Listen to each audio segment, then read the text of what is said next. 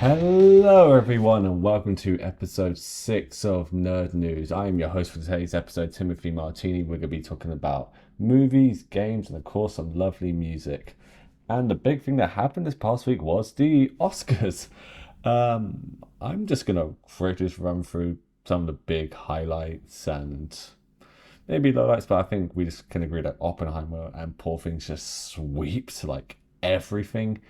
Pretty much every category they were in, they won. So for Best Picture, we had, of course, Oppenheimer, and they both stole the lead actor in leading and supporting role, with Cillian Murphy and Robert Downey Jr. respectively winning. Actress in a leading role, that was Emma Stone for Poor Things, and an actress in a supporting role, that was Divine Joy Randolph for The Holdovers, which I actually did not get an opportunity to see, but I heard really good things about. And directing, of course, that was Christopher Nolan. I think we can agree that Oppenheimer just like it was a good movie. I wasn't shocked that it was not getting nominated and then winning all these Oscars. I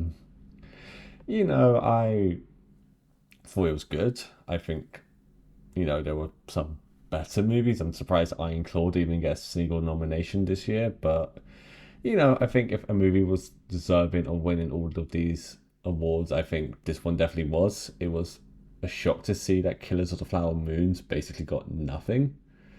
Especially like I know Lily Gladstone, that was like the whole thing that she was gonna win leading actress and she didn't.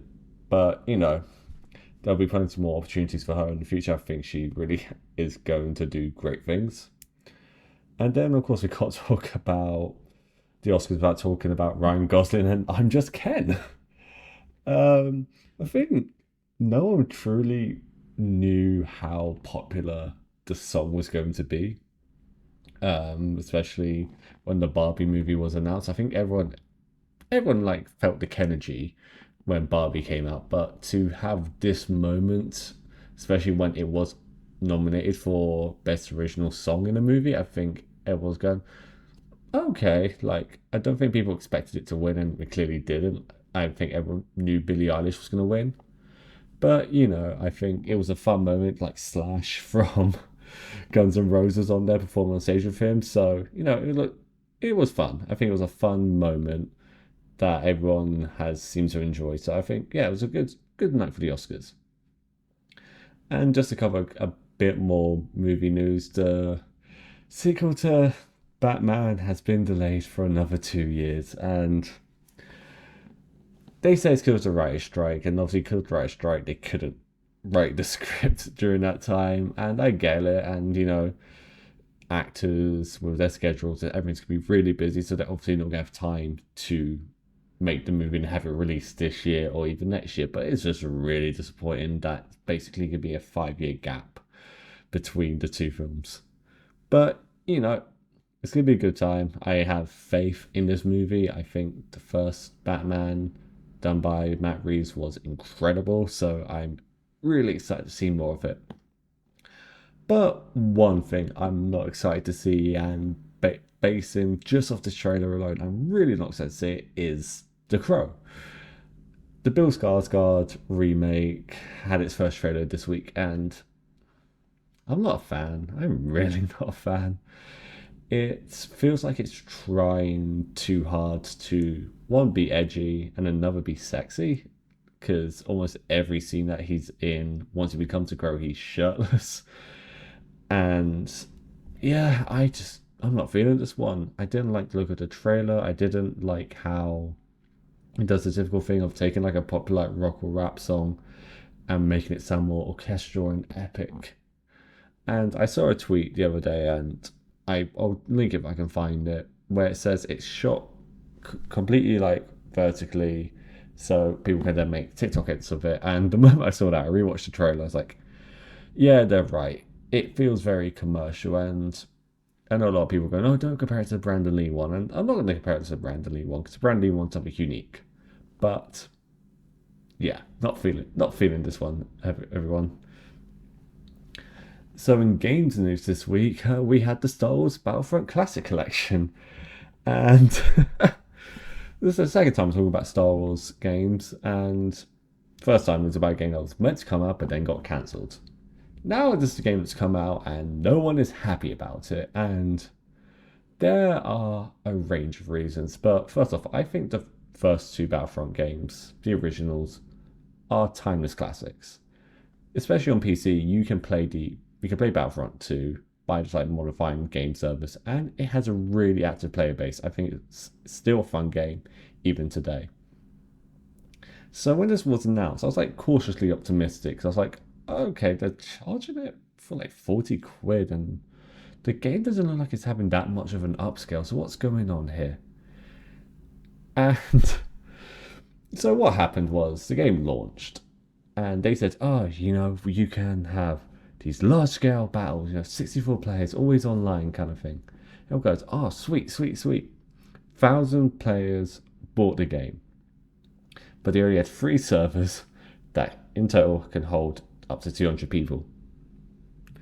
This led to the game constantly having to kick people from the game, and the servers were laggy. It's like, okay, but you knew this was going to happen based on pre-orders. What happened? In that stage, the game didn't get much of an upscale. It actually looks worse in some places. And the game size is 74 gigabytes, which is insane considering if you combine the 2 original games, it's only 8 gigabytes. So, yeah. Expectedly, people are demanding refunds. And I think, yeah, this game's going to be dead within like a month. And finally, we're just going to be talking about some music news. So, Slipknot, they've been teasing their new drummer. They've been saying they're in the studio now doing rehearsals, and they shared a photo of like a broken drumstick showing that, their new drummer's hard at work.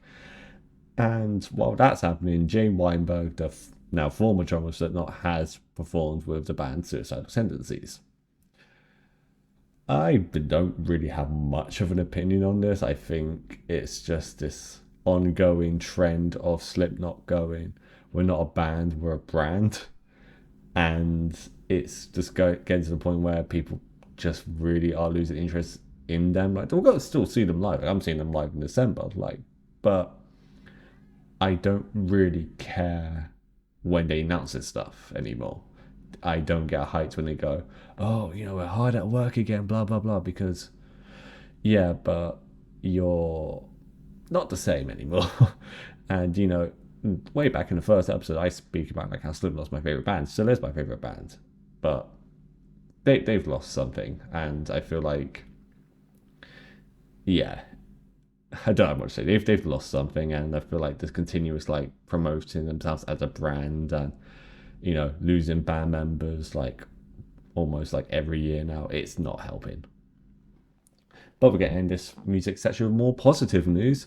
Tenacious D released a new song. And it's a cover of Britney Spears' Baby One More Time. And if you haven't heard it yet, you should, because it's actually just fantastic. I think Tenacious D can do no wrong with their music. It's just 2 guys just having lots of fun. I mean, it's also like Jack Black fame. So him and Kyle have been friends for like decades. So it's just great to see that even when Jack Black is still this Hollywood megastar, he is still willing to drag Kyle with him. It's like all the red carpet for me is just to promote this song and just have fun doing it. And again, listen to the song, it's amazing. And I think that's all the time we have today. It has been quite a quiet 2 weeks. If you want to hit me up on the socials, you can find me here at the Tim Martini. You can follow us on all the social medias at CC Society Pod, even on Reddit at user/CC Society Pod. We're on Spotify if you're watching us on YouTube. You're on YouTube if you listen to us on Spotify. Send us an email at ccsociety@gmail.com if you want any suggestions. Want to give us any suggestions, I should say, for anything that you want us to do or cover. And yeah, I've been Tim Martini, and I'll see you guys next time.